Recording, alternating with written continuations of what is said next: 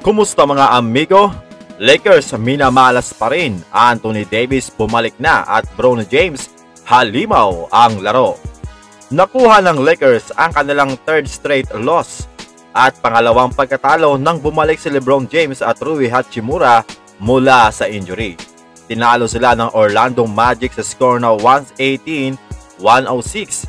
Naka 32 points, 7 rebounds at 7 assists itong si Luka Doncic, samantalang si LeBron ay may 24 points, 6 rebounds at 7 assists. Nag-ambag din si Austin Reeves ng 18 points, 6 rebounds at 4 assists.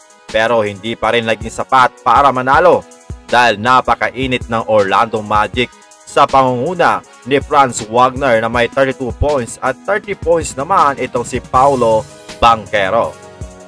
Nadala ang Lakers sa third quarter kung saan umiscore lang sila ng 18 points at 34 points sa Magic. Hindi nila mapigilan ang duo ni Wagner at Banchero dahil masyadong malamya ang depensa ng Lakers. Sa katunayan, sa last 2 games ng Lakers, ang kanilang defensive rating ay 134.7. Masyadong mataas ang number na yan, pang 23 sa liga. Ibig sabihin, mahina ang kanilang depensa mga amigo. Doon talaga sila nadadali. Kaya naman naging efficient ang shooting ng Orlando Magic. Ayon kay Coach JJ Redick, hindi nila na-sustain ang intensity ng laro na kanilang nasimulan. Dagdag pa ni Austin Reeves, hindi naman daw chemistry ang dahilan ng kanilang pagkatalo at masaya sila na nakabalik na ang kanilang mga player. Kailangan lang daw talaga nila pagtrabahuhan ng sama-sama. Dagdag pa ni Luka Doncic, para bumalik sila sa winning side, dapat lang daw nilang gawin yung nagawa nila na magkaroon nga sila ng 8-game winning streak. Kailangan nilang maging pisikal at maglaro ng matinding depensa. Medyo kasi daw nagiging satisfied na sila, bagay na hindi nila kayang i-afford ngayon.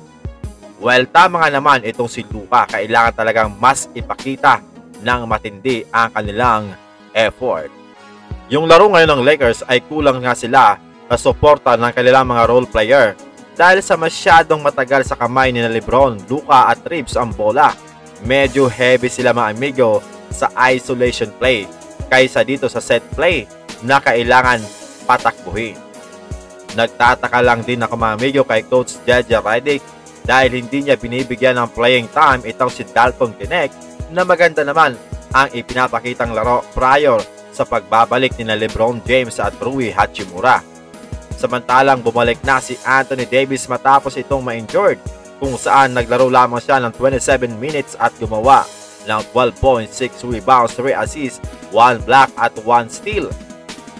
Lilimitahan daw sa 28 minutes ang playing time ni Anthony Davis, ayon yan kay Coach Jason Kidd. Panalo ang Mavs 101-120. Salamat sa kanilang kalamangan sa first quarter kung saan umiscore nga sila ng 32 at 17 lamang para sa Brooklyn Nets at namintin nila ito hanggang katapusan ng laro. Ayon kay AD, binabayaran daw siya para maglaro ng basketball at kapag may pagkakataon para maglaro ay gagawin niya. Ipinaliwanag niya daw ito mga amigo sa kanyang ka-teammate at sa organisasyon na kapag healthy siya at kaya maglaro ay maglalaro siya. Hindi daw siya yung tao na ibabato na ang puting tuwalya at mauupo na lang. So meaning, hindi siya basta sumusuko mga amigo. May usap-usapan kasi na posibleng i-shutdown na ng Dallas Mavericks itong si Anthony Davis dahil injured nga ito si Kyrie Irving at ibang mahalagang player ng Dallas. Meaning, wala silang pag-asa na manalo ng kampyonato.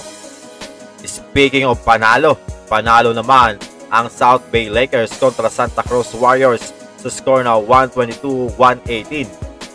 Binuhat naman ni Bron James ang team nang makapagtala nga ito ng career high 39 points, 7 rebounds, 4 assists, 4 steals, 4 3-pointers, shooting 14 out of 21 from the field. Halimaw ka Bron James, mukhang mananahimik nito ang iyong mga haters.